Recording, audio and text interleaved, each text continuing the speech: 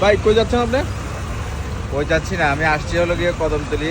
এটা হচ্ছে Kadamtali truck stand. এখান থেকে বাংলাদেশের যতগুলো ট্রাক মানে চিটাগাং পোর্ট থেকে লোড হয় ভিডিও লম্বা হয়ে যাবো। এখান থেকে বাড়ায়। এই যে দেখতেছেন, এটার নাম হচ্ছে বেল। হ্যাঁ তো রমজান মাস তারাবি নামাজ পড়ে আসছি, এখন বেলের শরবত খাবো। আচ্ছা এখন আপনাদেরকে দেখাবো বেলের শরবতটা কিভাবে বানাচ্ছে। আমাদের এই বড় ভাই বানাচ্ছে, আসেন। এই দেখেন প্রসেসিং চলতেছে।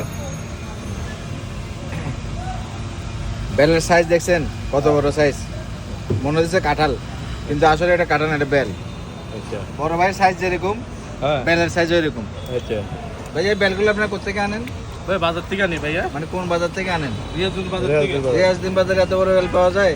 আমাদের বেলগুলো কোন জায়গা বেল? পাহাড়ি বেল ভাইয়া। পাহাড়ি বেল। মানে আমরা ওই যার মনে যা ফালদা ওঠে তা কথা হলো যে সেটা, হ্যাঁ। আমরা পাহাড় ভালোবাসি, এই জন্য পাহাড়ি বেল খেতে আসছি। কথা ঠিক। যাই হোক, এখন জুস বানাবে, বানানোর পরে সেটা আমরা খাবো, কিন্তু খাওয়ার সময় ভিডিও করবো না।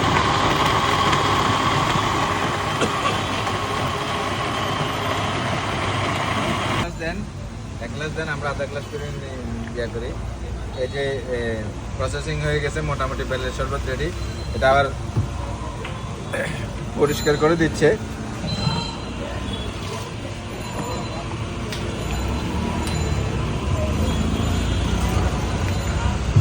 আরে হেতার হেড চলিয়ে আমি যতবার হেডটারে পড়াইলাম হেড চলিয়ে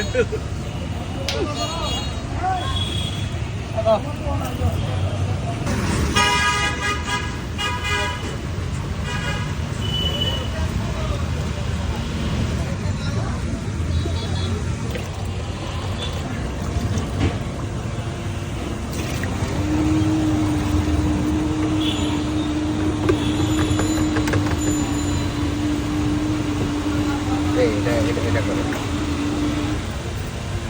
পরিষ্কার করার পরে আবার এটা সি দেওয়া হবে না। বেলের শরবত মোটামুটি রেডি হয়ে গেছে। এখন আর এক গ্লাস বেলের মধ্যে আধা কেজি চিনি দিলে কেমন হয়? খাইতে পারবে না। Final process.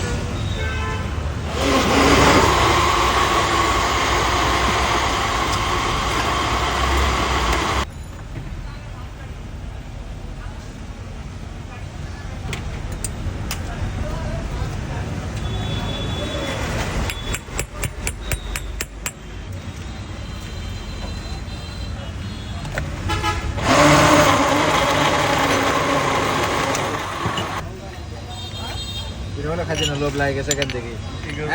এক গ্লাস খাইছি না, এক গ্লাস খাইছি, এখন আরেক গ্লাস। এখন এই যে জুস রেডি।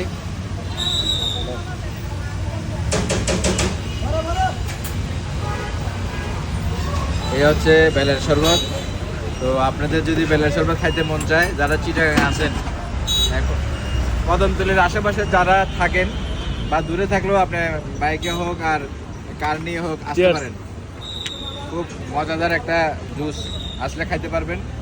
আর এই জুসের যে টেস্ট আছে এটা আপনারাও টেস্ট করতে পারবেন। তো আজকে ভিডিও এখানেই শেষ। আবার যে কোনো দিন জুস টুস খাইলে ভিডিও করব। ওকে ওকে।